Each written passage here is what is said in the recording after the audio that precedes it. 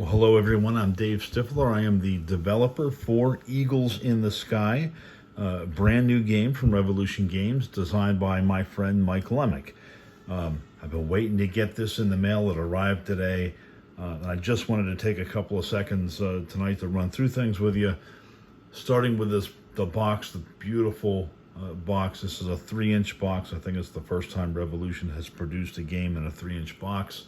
And the art on the front here, art done by Mark Mahaffey. I believe this image just came into the public domain recently, and it's so evocative of the period. Look at that, just a gorgeous frame on the box. And then let me open this. You're not getting the high production values of the Player's Aid or Grant Lundberg here, so bear with me. And I'm just gonna pull pull all of it out here. Eventually, here's the engagement rule book. The engagement rule book is it's 19 pages, but once you get through the upfront matter, you're really at about 15 pages, and this will give you everything you need to play the game, from the sequence of play to how you get into dogfights, how you take damage, some of the special abilities or lack thereof on some of the planes, and then in the back there are 8 historical scenarios for the historical leaders in the game, and then some of the special characteristics of those leaders. So that's the engagement rule book, nice and quick. And then there is a campaign rule book that obviously is for the campaigns. And the campaigns can be very meaty, right? If you really want to deep dive in, you'll be managing a squadron of 12 planes and pilots over a 5-day campaign, and we'll show you the campaign cards in a couple of minutes. But this will walk you through, everything you need for a campaign. What's an encounter? How weather has an effect. There are special events in the campaign game that you can't get in a regular engagement. And then we'll pull out some of the charts here. So this is the engagement chart, and let me see if I can pop that up here a little better. So you can see there's the engagement sequence of play on the left. On the right is the sequence for setup. And then, if you'd like to not do things on your own, or you want some randomness, you can use these tables down here to give you the year, the altitude of the engagement, what zone it's in, all those kind of things. That's on this chart. And then if we flip it over, all the different victory point and glory point possibilities, and you'll use these both in the engagements and in the campaign game as well. So it's nice to have that. Nice chart here with the damage table up here, so it'll show you, so you don't have to go back to the rules. So you take 1 engine hit, what happens to my plane? You take 2 engine hits, what happens to the plane? And in most cases, 2 hits in this game, and you're going down in flames. 2 hits of the same type, I should say. And then there are encounters. Those are only applicable to the campaign game. Fatigue points. Your pilots in the campaign also accumulate fatigue. And then you may have a chance to replace some of your pilots or your planes at the end of the day. And then there's a safe return table here that'll tell you, hey, if you take hits, what's my likelihood of getting back home at the end of the day? Again, more important in the campaign game than it will be in a regular engagement. Let me get the next chart out here. So this is the random events table. In an engagement, you'll roll for random events on turns 2 to 8. Engagements are 8 turns long. And then there are, as I said, it may refer you to the campaign card if you're playing a campaign for those special events. And then a nice aircraft and service date, so all the aircraft in the game, and then a line showing you when they're available from July of 17 all the way through the end of the war. And then 2 charts. They look the same, except one's for the Allies, one's for the Germans. You don't have to use these, but if you don't like putting all the counters that one might accumulate on your aircraft, you can put them here. And so you have one of those for each player, which I think is very nice. And then there are 4 campaigns in the game. 2 are historical, like this one for Cambrai. And over here you'll see there are campaign events. And so every day during the campaign, during those 5 days, you'll roll for a campaign event. And then there are inside the engagements in the campaign, as I said, there could be special events. And then you'll draw a card. All the cards are numbered, so we don't have dice in this game, so you're using cards. That'll give you a mission number, like mission 12 here. Well, that's a patrol. Who's the attacker? It's the Germans in this case. It occurs in no man's land, and it begins at low altitude. And so that's how the campaign cards are set up. And you'll draw the missions for each day are determined that way. So there's Cambrai, then Operation Michael. And then we have 2 campaigns. One we call a normal activity campaign, just over your, a normal sector of the Western Front. And you can see there are, multiple different kinds of missions you can be on: patrols, artillery, spotting, bombing, strafing in some cases. And then in the quiet sector, so you're somewhere maybe even on the Eastern Front, but not in this case. This is a Western Front game, but it's a quiet area. So really, you're flying patrols only in this particular case. So the 2 squadrons are just going to have at it in furballs again and again and again, which is fun, by the way. And then just look at this. So for the campaign, here's a campaign log. And so you'll track what the mission numbers are for the day, and then who is in those missions, spaces for campaign and glory points. But look at this. There's like 50 of these in the pad. I mean, I'd have been happy if they put 1 or 2 in there, but they put a whole pad of 50 in. And the same is true for the squadron logs. And the squadron logs will let you track all 12 pilots in the squadron, fatigue points they take.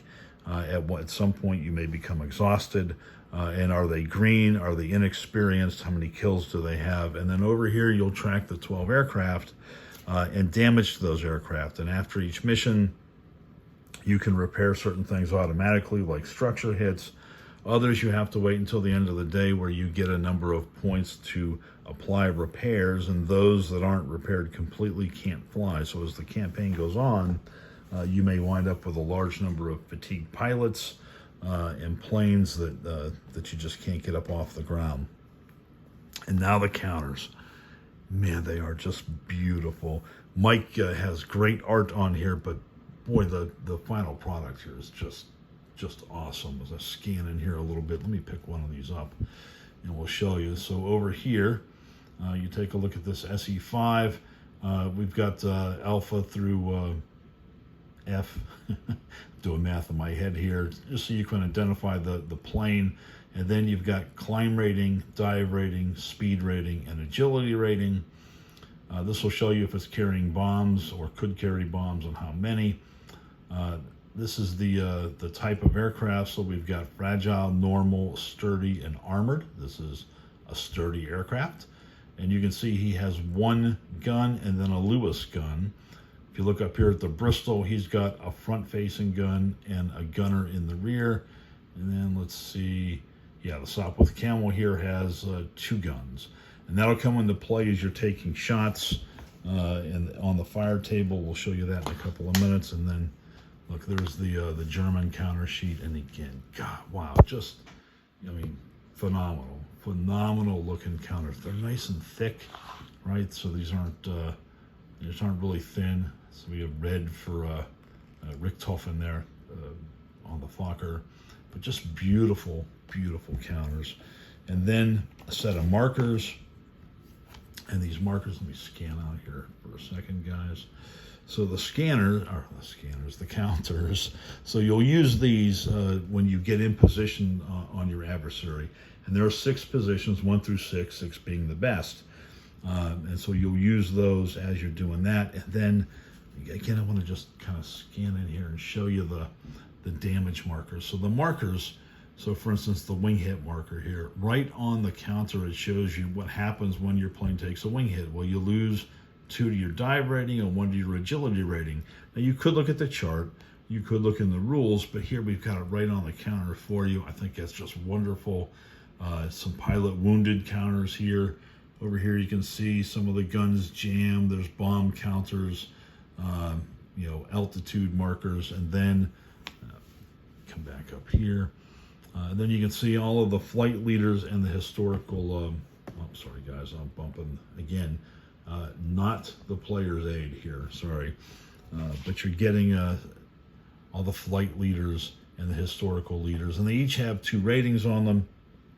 You'll see they've got a leadership rating and a flying rating, and that'll come into play as far as who gets initiative or how many cards you can have in your hand or discard. But wow, just everything here is so well done.